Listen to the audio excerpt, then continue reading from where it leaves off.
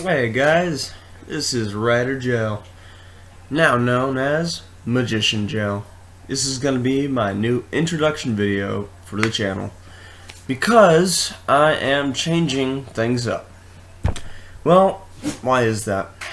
Well, the thing is that I realized that writing is not my full-on passion exactly. It is one of my passions, but my full-on passion is magic. Reason for that being, I love writing, but it doesn't capture everything that I love, mainly because I love creating characters, but I can never finish writing stories. I love magic because there's more creativity to it. You can do a lot more things with it, and you don't have to finish everything right then and there. Almost. And it's a lot, and things are always shorter than stories. The thing is with that is that spells and rituals last a lot shorter than it would take to create a character, than it would take to create a story or a chapter, or even creating a world. So the thing is that I'm more inducted into creating magic. And if you hear that, you hear my dogs right now. They're in my room. Hey, dogs, chill it. Relax. I am so sorry about that. But I love magic. Magic is one of my passions, and I realized that whenever I started making my videos for Magic Tuesday. So that's whenever I thought it over for a really long time, which is why I was not making videos for several weeks. So for now, I am going to be making videos mostly about magic. I will keep character creation Thursday, but it's going to not be every week. So it's going to be a bit different. Let me think here. I will also have my basic topics, which is going to be every day. And I think there's something else. Magic Tuesday will always stay as well. Oh, there was something on my phone. Oh yes, there's this. That was not it. Holy crap. I'll have to look at that later. Where'd it go? Where'd it go? Where'd it go? Where'd it go? Where'd it go? Where'd it go? Where'd it go? Where'd it go? Where'd it go? Where'd it go? Where'd it go? Shit! Well. But, back to this. I love magic because I can do many different things with it, and I can incorporate many different things into just one subject. And it's similar to writing, in fact, because I do a lot of writing in my magic. And I do a lot of creativity with it. One of my favorite subjects in magic is sigil, because it's art and writing at the same time. One of my projects that I'm doing right now is for a friend from Tumblr, and I'm creating two types of sigils for her right now. One on personal growth, and one on what was it? Let me go back to this real quick. Sorry about me waving my journal in the face. Oh crap. Okay, I am sorry about that. Something got knocked over. But the other sigil was for self-love. So it was something that supports personal growth and self-love, but I made it into two sigils so that way she could have double. So the first one was made with runes, so that way it would be extra powerful, because runes are pretty strong from what I've noticed. And it looks something like this. There you go. And yeah, the runes that I used were Ewaz, Wunjo, Nathis or Nathis. I don't know if I'm pronouncing these correctly. Ansuz, Bakano, Kenaz, Dagas, and Fehu.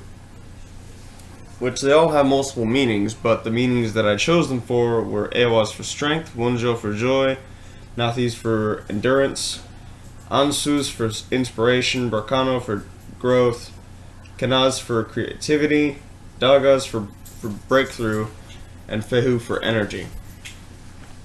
And I took personal growth, the words, and I crossed out E, S, O, A for personal, and O, W, and H for growth. So, yeah. See, that's the reason for why I do sigil craft. It's a very creative thing for me because I can do multiple things with it. I can add multiple things to it, and I can take multiple things out. It's a lot of good work for me. It's a lot of good thinking, a lot of creation. So it's a lot of building up, building down. I can make the sigils 3D in a sense, and I can make them 2D. Any which way. Oh, and another thing about the sigil. The runes were set in a clock formation to symbolize time, in a sense. Because, for her, she wanted something about time. I'm not going to say what, but it was something similar to time that she wanted it. So, yeah. I'm not going to go into details on what exactly she wanted, but she wanted something similar to what I told you. What I'm telling you guys. So, yeah, that's pretty much what it is. And I have a whole bunch of other sigils that I made previously because I am a magician. That is what I am. And I've made sigils for a whole bunch of other things. I've been doing a lot of, I've only made 2 that actually really worked. Well, 3, but I don't know where the other one is. So, I think it's in another journal. And one that I haven't completely finished because some of them are actually with prayers. So, yeah. I don't know, wait, this might be it. Yep, I think that's it. Yeah, that's it. Some of them work really well whenever you give them prayers to go with them, or chants that I've noticed. When I work with beings, sometimes it gives them strength. I did some storm magic a little while back, and it worked well in communication with a being that I had some time with, a Mesopotamian being, or better known as a Akkadian Babylonian being known as a Dod. He was actually pretty cool. He was nice. One of his titles is the Lord of Abundance, because back in Mesopotamian times, or Babylonian times, Akkadian times, whatever you want to call it, he was really good with farming. He did a lot for those people. And his storms that he brought with him, or that he accumulated, supposedly, for people, it really helped a lot with watering land and bringing floods and everything to help water things. And whenever I communicated with him, he was really fair, and he was good to me. So there was nothing wrong with him that I noticed, and he wasn't any bit cruel or inconvenient in any way. So he was a nice person to work with. And sometimes he would give me tests, and that was a good thing to work with. He would test some of my magical ability that I would try to work with. in some of my storm ability, or whatever you would want to call it. So, one of the things that, and I kind of figured that out after a while. It was kind of a one-way communication on sorts. Not all the time, but sometimes. It was a bit of a one-way communication. So, whenever it was a one-way communication, I sometimes would get these messages. And whenever I tried talking back to him, no response. So, it's pretty weird. Whenever I tried talking back to beings. So, if it ever was a one-way communication with them, I wouldn't ever get a response back, of course. So, if I tried talking back to him at a certain time, then I would definitely get nothing. But whenever I got this one-way communication with him, he would send me a message about whenever we had a tornado season going on. He tried giving me a message about a certain sigil that I should make, because tornado season was going on, and he thought that I should try and do something about it. He didn't do anything to make that happen, but he said that I should try and do something to stop it, to help the city that I'm living in. So, with the system of sigil making that I was working with at the time, and I still have it with me, I made a sigil. And it was this one right here. Now,